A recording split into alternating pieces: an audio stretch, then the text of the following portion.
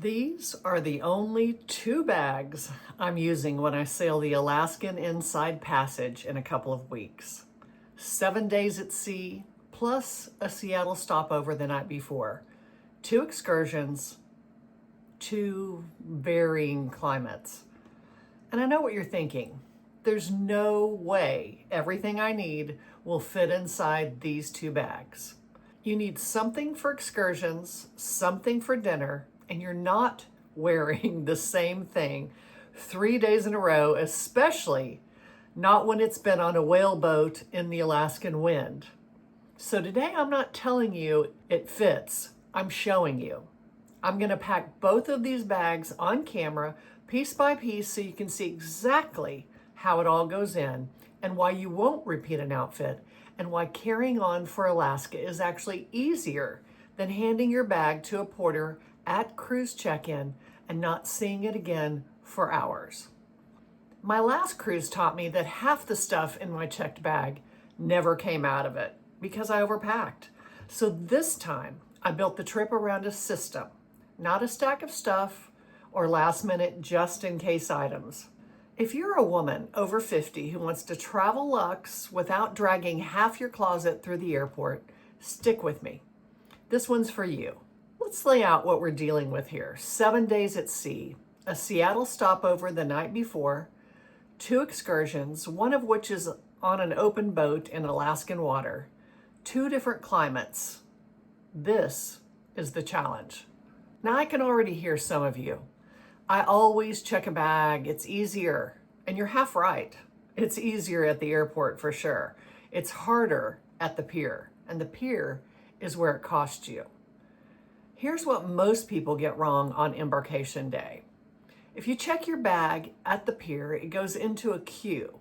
On a big ship, that bag can take hours to reach your cabin. I've heard from women who didn't get their luggage until after dinner. You're standing in your travel clothes on your first sea day, watching everyone else already relaxed at the pool, doing whatever they want and having a good time. Packing a carry-on plus a personal item means you walk onto the ship with everything you need. Your dinner outfit is reachable the moment you board. Your first sea day starts when you board, not after your suitcase finally shows up. The sweet spot is a carry-on between 40 and 50 liters. That's your average carry-on. And where the personal item isn't used as just your overflow space. It's your overnight bag for Seattle and your excursion bag in the port. Here's the part most packing videos skip. It's not the list of stuff. It's a system for deciding what goes in.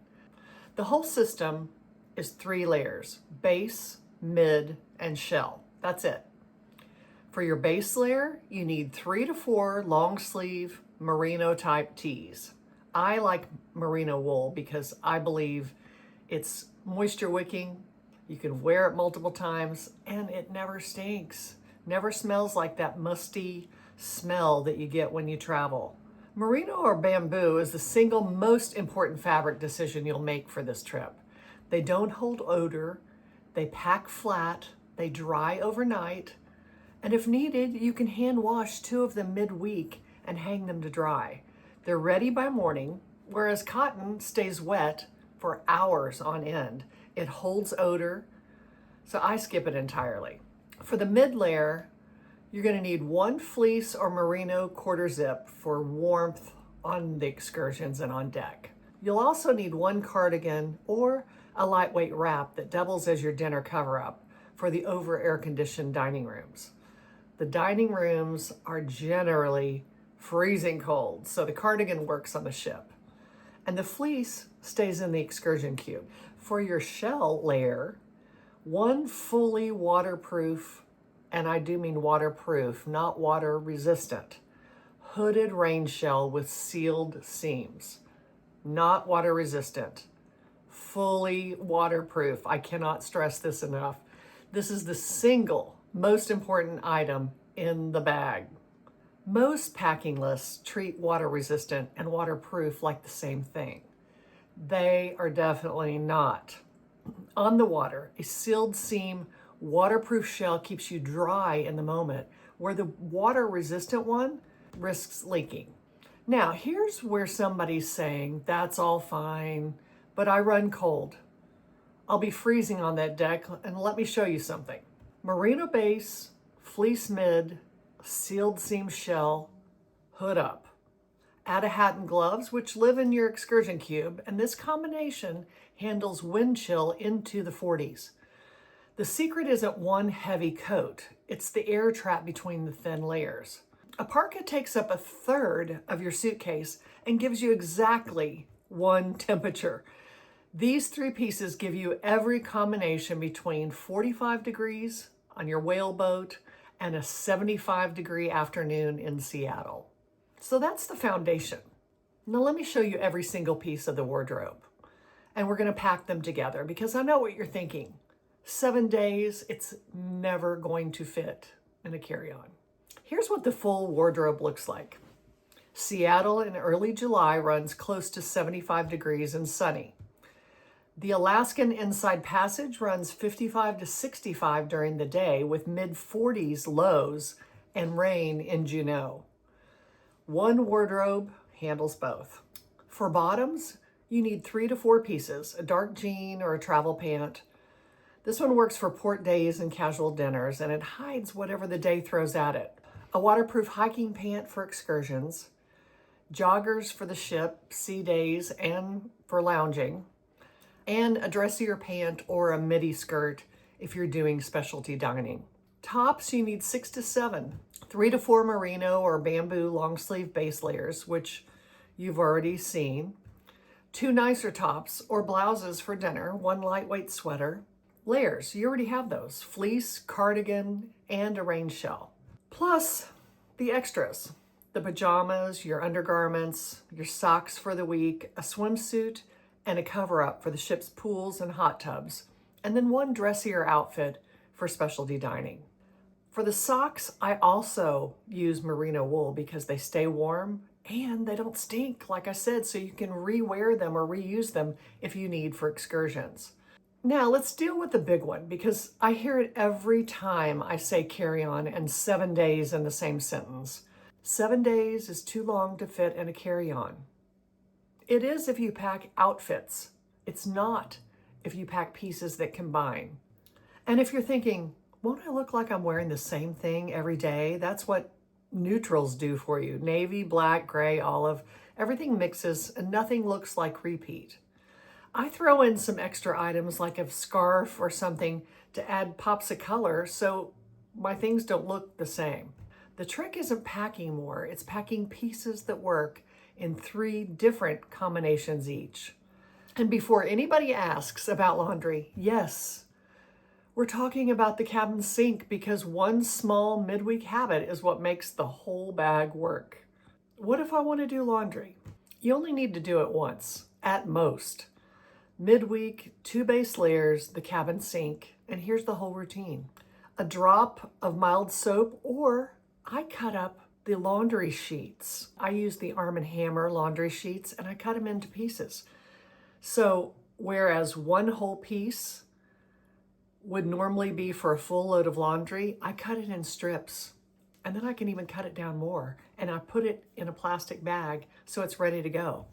2 minutes of effort and your 3 or 4 base layers just became 7. That's the whole secret. Coming up is the excursion gear, the 3 shoe rule, and the item the cruise line will confiscate at boarding. So it's important to know. And then we pack both of these bags together. But first, one thing. If you're 50 plus and want more tips and reviews on all things travel, please hit subscribe and like this video. I'll post the post-cruise debrief from this exact trip in weeks to come. You'll see what actually held up and what I wish I had or hadn't taken. Also, today's sponsor is, well, me. Specifically, my other channel, Live Well, Retire Better. It's where I cover how I actually fund this travel lifestyle and how I retired early. The link's in the description below. I debunk the retirement myths and I teach the income-producing techniques that fill the retirement gap. We picked 2 excursions, both before 10 a.m. both with wind chill on top of whatever the forecast says. First, for the dog sled summer camp in Juneau, a July morning in a temperature rainforest, I expect 55 to 65 degrees and likely rain. The waterproof rain shell with a hood up, long pants that you don't mind getting muddy or covered with dog hair. The puppies will be on your lap and they're enthusiastic. So closed-toed shoes with a grip and skip your white sneakers entirely. Pack a warm layer for underneath, a hat, and your phone or camera on a wrist strap or in a crossbody because your hands will be full. Second, whale watching at Icy Strait Point. This is the best whale watching port in Alaska. 15 minutes to the feeding grounds, all on open water. The wind chill hits differently out there, so layers is the key here. The rain shell with a hood, the fleece or the quarter zip underneath, long pants, not leggings alone, closed-toed shoes with grip for the wet deck, a hat that won't blow off, gloves or hand warmers in your pockets, polarized sunglasses for the water glare, and binoculars if you have them. I'll have everything linked below in the description so you can look at my list. Coming up, 3 pairs of shoes and no more. Pair 1 is waterproof walking shoes or low hikers. These cover both excursions, all of your port walking, and any wet deck situation. They need to be broken in for sure before you leave. So wear them around your house, wear them wherever, but make sure they're broken in. Blisters on day 1 of a 7-day cruise ruin the whole week. And I am not lying to you, I've been there. Pair number 2, comfortable slip-ons or sneakers. This is used for the ship, casual dinners, Seattle. A big ship logs more steps per day than most people realize, so comfort here does matter. And pair number 3, dressier flats or block heel sandals. This is for your specialty dining, your night out, just 1 pair only. If you pack 4 pairs, that's where the bag stops closing and the weight adds up. Flip-flops might be an exception to the rule. Generally, I take 3 pairs total. I wear the heaviest and then I pack the other 2. And here's where the formal night question comes up because somebody's already typing it. What about formal night? Most crew lines have relaxed dress codes now. Smart casual is fine in nearly every dining room. 1 dressier outfit covers the week. These are the non-clothing items, and this is the list most videos never give you. And I'll link all of these also in the description below the video. A day pack that fits a rain layer, water bottle, snacks, and your phone. You'll need your hands free on excursions, so this is really important. A reusable water bottle. Most ships have refill stations on multiple decks, so there's no need to buy water on board. I use the Zulu stainless water bottle. It's plastic free and you can unscrew the bottom of it and wash it very easily, so I love it. A motion sickness option is Bonine. I think that's how you say it, C-bands or patches. I'm using Bonine just because the reviews on Amazon are just far superior. Compact binoculars for whale watching and for scenic cruising through the inside passage. You'll use these more than you expect. A lanyard for your key card because honestly, you use that card for everything on the ship. So it's great to have a lanyard, even though it looks dorky. Keep it on your body so you don't have to dig out this thing every single time. You can also take a small umbrella as a backup to your rain shell. Honest moment here, I just did a video where I talked about how I hate travel umbrellas and umbrellas in general because footprint is huge. They poke people in the eye, they butt their heads, but you guys convinced me to give it another try. So I'm gonna pack it for this trip. So stay tuned for the follow-up video to see how it worked out. Chapstick with the SPF, a real moisturizer, and hydration drinks because the Alaska wind and climate is dehydrating and most people really aren't prepared for it. Sunscreen that you wouldn't expect to need it, but you do definitely need it. Prescription medications in their original bottles, always pack a few days extra just in case. Now the one thing the cruise line will take from you and is very scrutinizing on, and that's power strips. If yours has surge protection in it at all, the cruise line is going to pull it out of your bag at boarding and you'll watch it go into a bin. Cruise ships have their own surge management built in, and a surge protected strip can trip the ship's entire electrical system. So this is true on every major cruise line. What you need is a non-surge protected power strip or cruise approved power adapter. Same outlets, same convenience, and it works on board. Double check yours. I've linked one below for you to check out. It is approved for all cruise lines. It allows what you really need, which is extra plugs, because there are very few on every cruise line. So everything's on the table now. Now comes the part you've been waiting for. We pack it all, both bags, right now.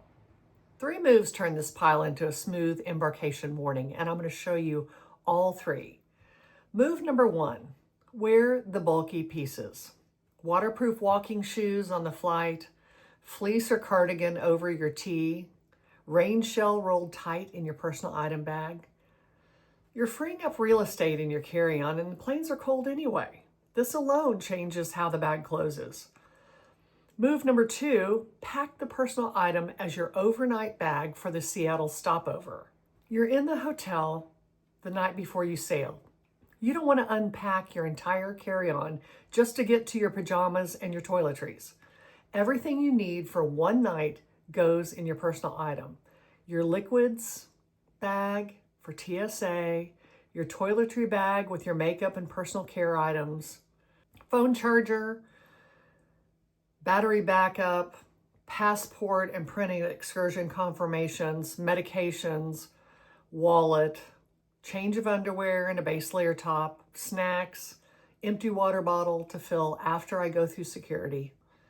The next morning, zip it up, walk to the pier, and my carry-on hasn't been touched. And in port, this same bag becomes your excursion bag. Remember the excursion cube? Binoculars, motion sickness option, rain shell. It drops right in, already packed and ready. And now, let's get to the carry-on. Base layers in their cube, bottoms rolled. Sometimes I fold them. It depends on space. They take less room and they shake out fine. Dinner pieces in their own cube so they stay pressed.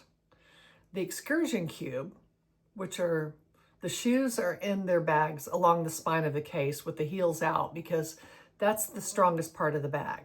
Toiletries, the cruise approved power strip, swimsuit and pajamas tuck into the gaps and it closes. No sitting on it. That's the system. Move number 3. 3 things to do the week before you leave. Print 2 copies of your excursion confirmations and your passport, one set in each bag. Download your cruise line's app and complete online check-in because that saves real time at the pier. Do these 3 things and you walk onto the ship calm, fed, and ready to enjoy your first day at sea instead of unpacking in a panic or searching for your bag. I made the Alaska Cruise packing guide that works for any cruise, any climate, any itinerary, and it has cold, warm, and mixed cruise decision tree built right in. It's free, and the link's in the description below, and I'll put it in the pinned comment. Everything I mentioned in this video is linked below also in the order I talked about it. Please tell me in the comment, what's the one item you always pack that no one else thinks of? I read every comment, and your comments are helpful to this community. If you cruise after 50 and want the elevated version without overpacking, please hit subscribe. I'll be right here. I'll post the post-cruise debrief when I return. In the meantime, pack light, travel luxe, and make no apologies.